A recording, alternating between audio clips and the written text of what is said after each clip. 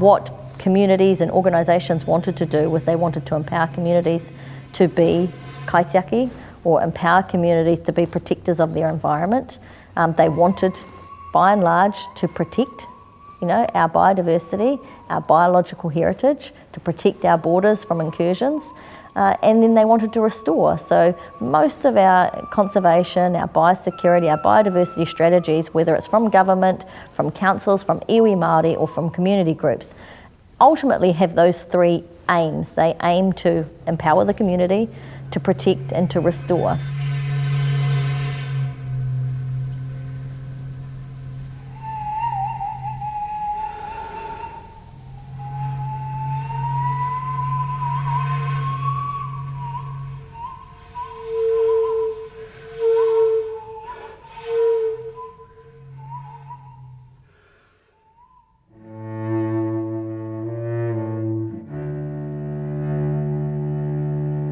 When I think of Oranga, I think of how might my spiritual side, my taha wairua, be able to connect with not only other human beings, but also with elements of te taiao. What does Oranga look like in the spiritual sense, in the metaphysical sense?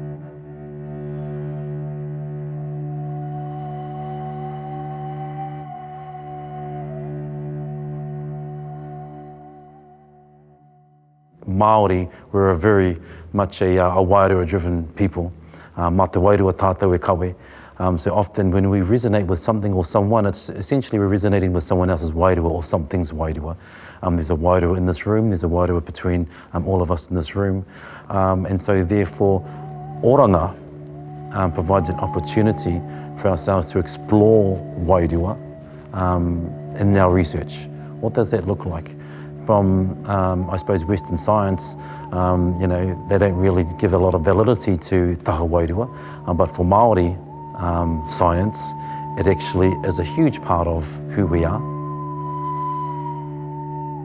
At a high level, Oranga is a suite of projects that is designed to think about how we would respond to plant pathogen incursions. And so Oranga is about providing a place for Māori research in the wider suite of Ngā rākau takitaki. So it's unashamedly a Māori theme that we're privileged to lead, and we get to do things that are Māori research driven, as opposed to Western science driven with a tack-on of mātauranga. So when I think of Oranga, I think of Oranga in its holistic approach to research. When we were looking at what we would invest in, we went through a process of selection and went through what would be of most impact, what did our whānau want, what could hit the ground running, all those things, what could test our research methodologies, what did we have experts to do. And from that we came up with effectively what are our investment areas.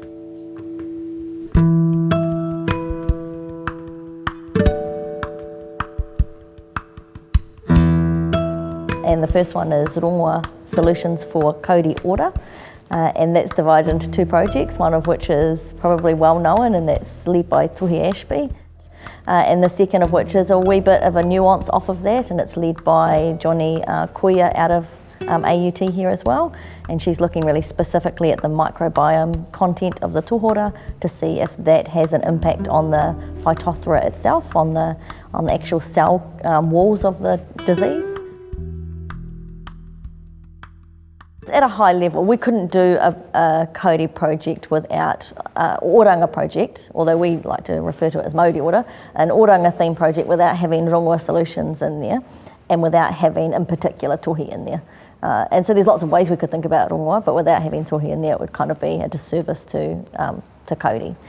And many people know that tohi's been dabbling in this space and then actively working in this space, and then kind of become like the go-to in the kauri space. So it's natural for us to go to him and say, how do we as researchers support you and your work and empower you to lead research? Because probably going back to one of your earlier questions, there are all sorts of definitions of a researcher. There is probably the definition that our RS&I system uses, but there's a definition that's probably much broader from a Māori perspective. So, our tohunga, our rongoa practitioners, our kaitiaki on the ground, our rangatahi are all researchers in their own right. And so we acknowledge tohi as a researcher. and we work with him, and we have coupled him up with Jamie Akaririo. So Jamie and he are co-leading a program where, Tohi is looking at, effectively on a really high level, rongoa solutions for kauri ora. He's obviously got really specific rongoa solution that he wants to try and test, and people know about that, and people know that it's connected to the tohora, and that he's building off of that whakapapa connection that the tree and the tohora have, and looking for solutions in that space. And people know that he's been out testing, and he has sites and areas where he's tried his solution.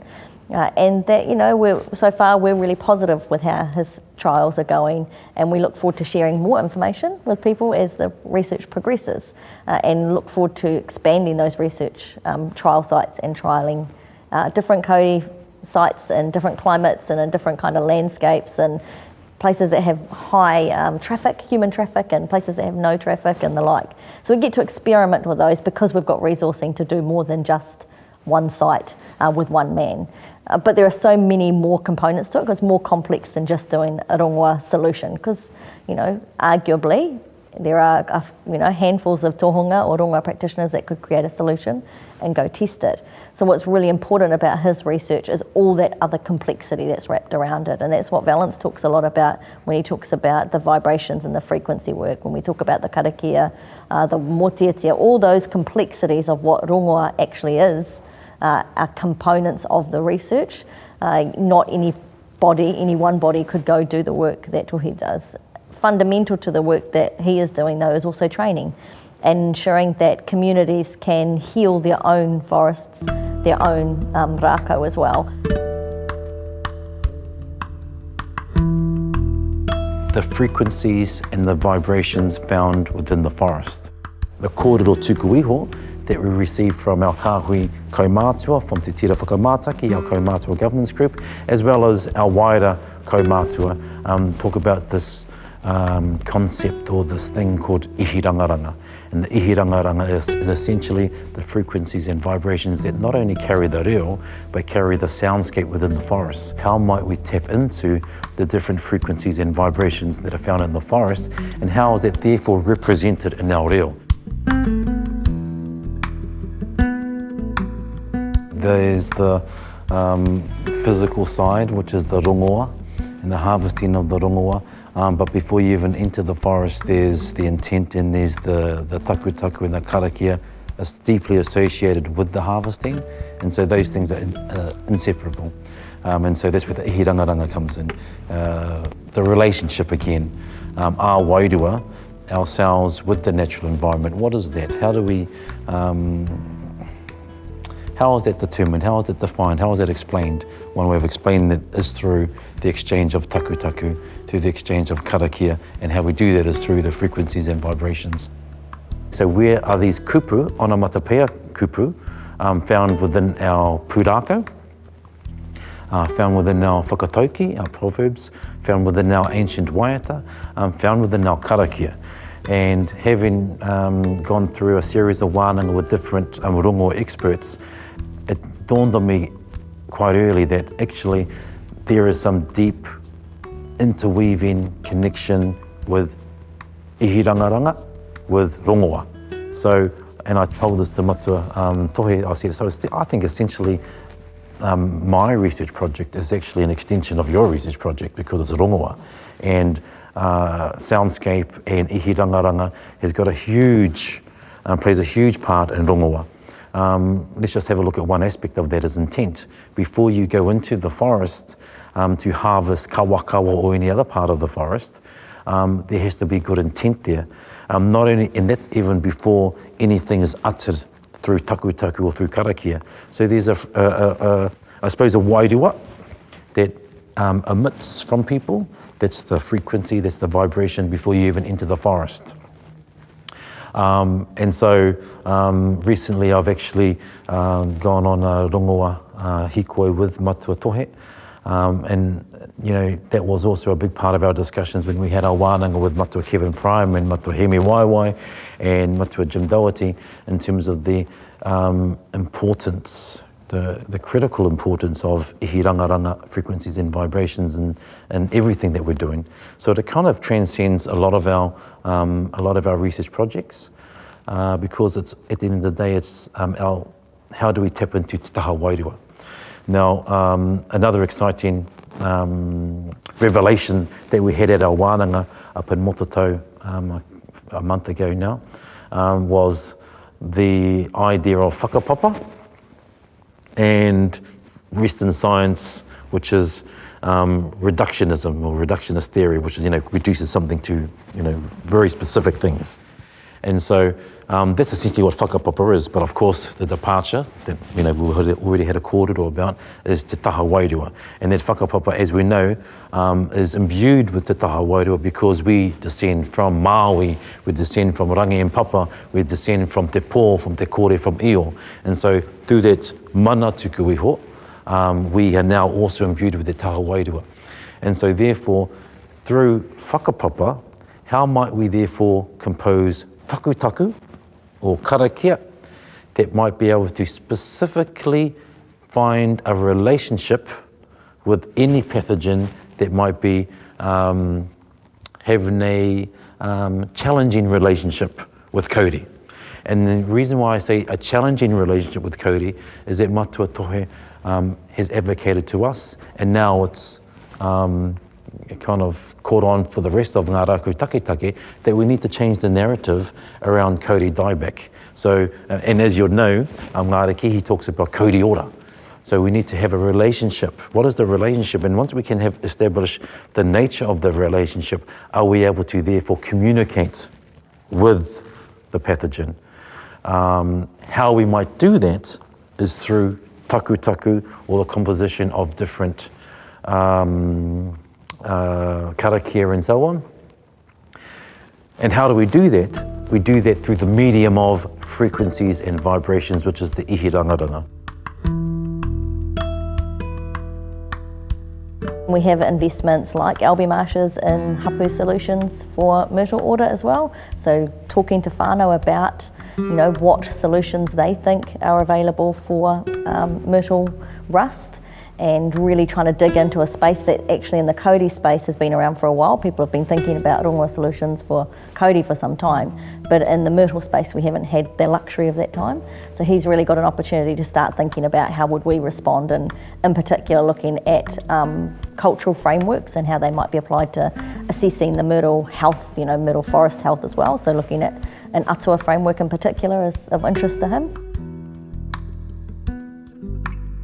We've got quite a large project looking at seed sovereignty and seed conservation that Aroha Mead, Waitangi Wood and I lead together, and that's in response to, in large part, the myrtle rust response, where government agencies needed to collect seed in tight timeframes because what they'd seen in other countries was near extinctions or site extinctions of their taonga species, and so they wanted to preempt that by collecting seeds and storing them and thinking about how our myrtaceae seeds are stored.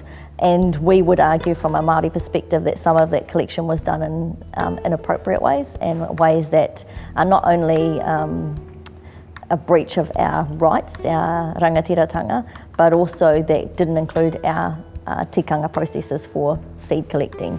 And what happens in New Zealand in the biosecurity space is that the Biosecurity Act kicks in when an incursion hits like Kauri dieback or like myrtle rust or fruit flies or the like. And the Biosecurity Act itself is quite a powerful act. Like, New Zealanders are probably a bit naive to how powerful the act is. It gives the government huge powers to do whatever they need to do to eradicate. And we can understand why they might need to do that if you think of something like foot and mouth hitting our shores or COVID. They need to respond. So the Act is really powerful. It's got some powers that outstrip the police's powers. And so it empowers the agent, which is MPI, the Ministry for Primary Industries at the moment, to do what they need to do. And then they can delegate powers. So they might delegate powers to the Department of Conservation to collect seeds, or they might delegate powers to a subsidiary to go and survey. And Aucklanders, in particular urban Aucklanders, are really used to this because they get lots of incursions where they get people turn up at their doors saying, can I examine your fruit trees for a fruit fly? Can I look for this in your yard? But by and large, most New Zealanders aren't used to that. And what happened in myrtle rust is that effectively our whānau in Ngāti Rehia opened their curtains one day and their lands were swamped by people in boiler suits ripping things out. and going, oh gosh, she's murderous here, we've got to take stuff. And as part of that response, where they were ripping plants out and destroying them, they had failed to engage with Māori communities and to have that conversation about, hey, this is what we're here doing. But they also panicked about seeds, and they empowered an agency to go collect seeds. And that agency, under this crisis mentality, which is quite common here in New Zealand in the conservation space, this crisis mentality went and collected seeds. And arguably, we would argue that they collected seeds without permission on wahi tapu sites and from the wrong trees. So we would argue that pulling up on the long side of the road and just collecting seeds from the closest tree is not the appropriate or the right way to do it, especially if you don't have permission to do that from mana whenua and you're on a site that's of significance to us. And so that was kind of the birth of our seed sovereignty conversation and our seed conservation conversation, because as Māori in the wider conservation biosecurity space, many of us, including Albie and Waitangi and Amanda Black and Nick Waipara and myself, were all going, there's something not right with this. There's something that's, about, this is encroaching on our rights. This is, not appropriate. And the conversation around seed conservation started.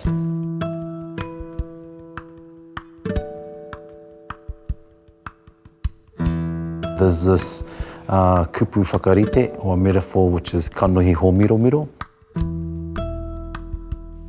And a kanohi ho miro miro is a person that has an eye for detail. And the ho miro miro bird, its particular characteristic, flies above the canopy of the forest and looks down and can see the vastness and the depth of the forest. And while still being so high, be able to zone into detail. And so that's the characteristic of the kanohi ho miro miro.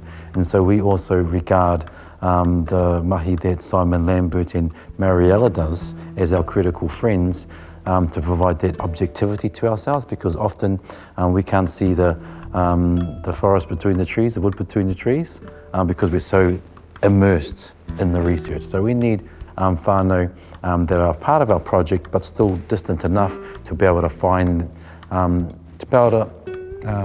explain things that we might have not thought about.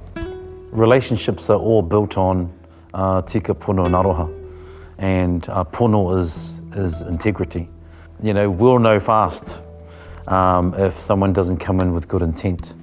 From pono, you have best practice or to doing the right thing.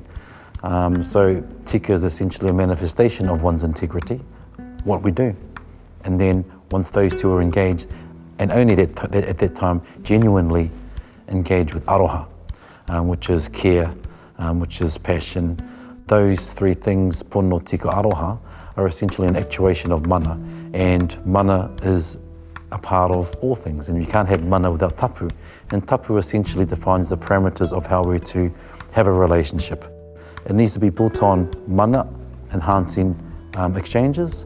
Going back to what you discussed in terms of integrity, how is integrity part of it? It is critical. And a critical friend was our response to that. It was, okay, we're going to do the science that we love. We're going to do science that is, ours, and it's done the way that we want to. But we acknowledge that in the system that we're playing in the game we're playing, we need to have peer-reviewed publications that validate what we've done. But actually, we don't want to validate what we've done in a way that science wants us to. We don't want to give you the formula for the rongoa solution. We don't want to give you the in-depth knowledge that we've acquired or that we're creating. What we want to do is tell you the story of what we've done and the process that we've been through to create what is Oranga. And our critical friend is a way of holding us to account and gathering our stories and talking about the process of doing research in this space as Māori researchers, as rongoa practitioners, as kaumātua, as communities. And telling that story of the process is what we hope will shift the system to see that science can be done in a different way. And you can invest in science and you can put money in it and still get science outcomes that you might consider science excellence in your world. But we've still got something from it for us that's important.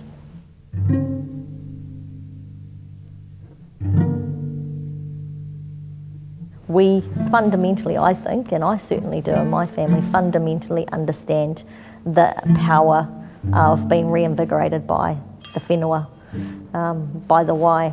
And I personally believe that everyone has a connection somewhere in nature.